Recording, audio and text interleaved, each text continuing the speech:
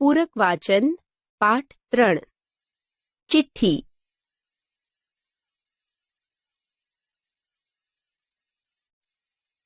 બાળમિત્રો, અહીં એક પત્ર આપ્યો છે, પણ એમાં અમુક શબ્દોના સ્થાને ચિત્રો આપ્યા છે. તો પણ અર્થ બદલાતો નથી. ચાલો એ પત્ર વાંચીએ. પછી તમારે આવો પત્ર કે વાર્તા લખવાની છે.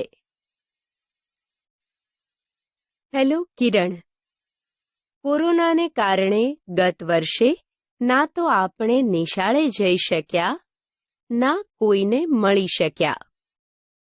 ટીવી અને મોબાઈલ પર ભણવાની થોડા દિવસ મજા આવી, પણ પછી તો રોજ બધા ટીચર્સ અને ફ્રેન્ડ્સ યાદ આવતા હતા. જો કે ભણવાની સાથે સાથે મોબાઈલ પર જોઈને મેં યોગ અને કસરત પણ કર્યા. મેં ઘણા ચિત્ર દોર્યા, તેમાં રંગ પૂર્યા, વાર્તાની ઘણી ચોપડીઓ વાંચી અને દાદા દાદી પાસેથી વાર્તાઓ સાંભળી પણ ખરી.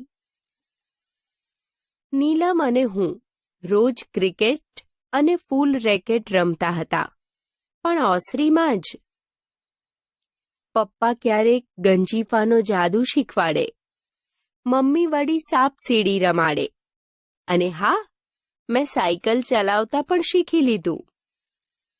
દાદાના ચશ્માના કાચનો બિલોરી કાચ બનાવીને હું અને નીલમ તો ફૂલ, કીડી, પતંગિયું, ગોકળગાય, ઈયળ એવું બધું ઝીણું ઝીણું જોઈએ છીએ.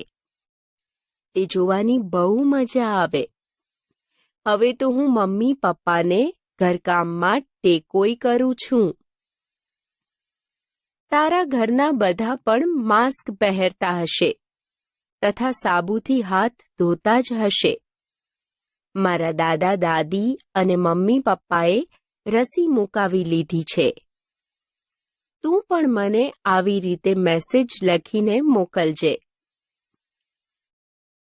બાળમિત્રો, આ પત્ર ઉપરાંત અહીં આપ્યા મુજબના શબ્દો બનાવી પત્ર, નિબંધ, વાર્તા કે કવિતા લખો.